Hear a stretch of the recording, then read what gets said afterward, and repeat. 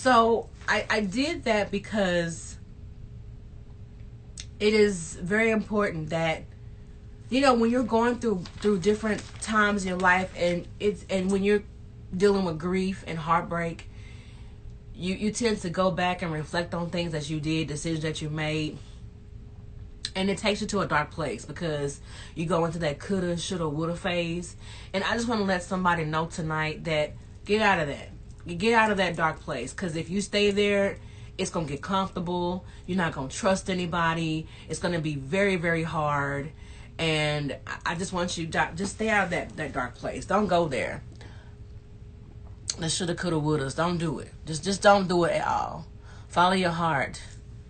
Make the right decisions. That's right. I like that, Dro. That's what you would tell yourself 10 years ago. Follow your heart. Make the right decision. Yeah, go with your gut. Like, for real.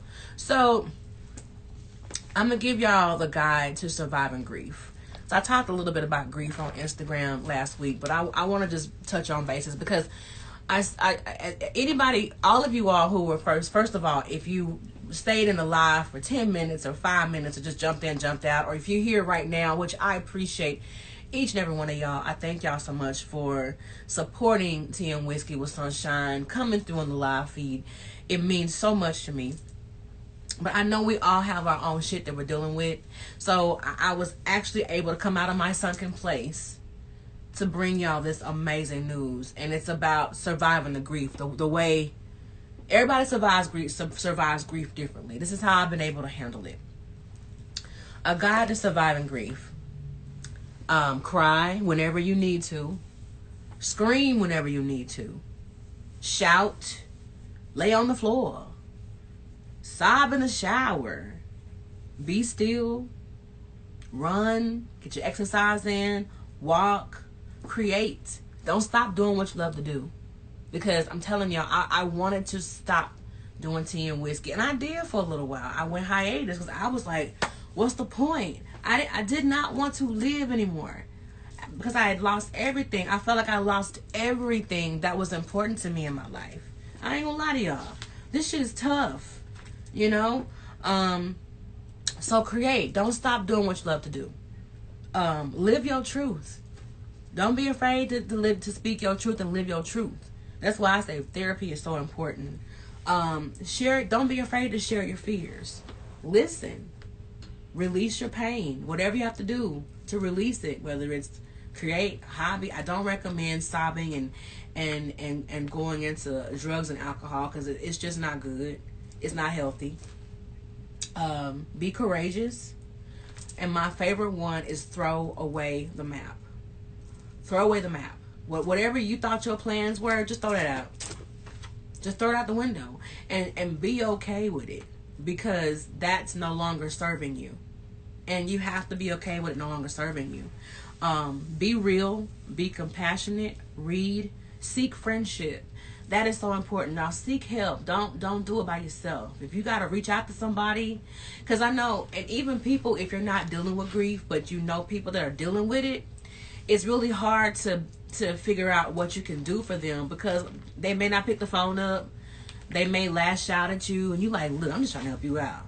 But just be patient with that person because they're going through something they've never been through before and they don't know what to do. So, but those that are grieving, seek friendships and it's okay to be vulnerable with the people that you trust.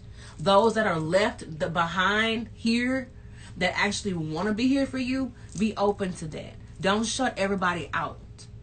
I did that. I shut a lot of people out because I was just hurting and I didn't want to receive anything from anybody. I only wanted what I wanted from the people that left me behind. Like, I only wanted my husband. I didn't want nobody else, you know? So I felt like if I didn't have him, I didn't have nothing. That's how I felt.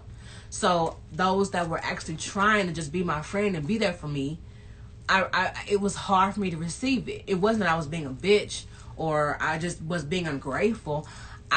All I knew was him. Like, I spent so many years of my life attached to somebody that, you know, and those that have lost parents, you already know that's like everything, you know. So to lose that number one, and it's like, man, what do I do now? So it's okay to be vulnerable with those you trust, guys, and don't fear being broken. That one, Don't fear being broken.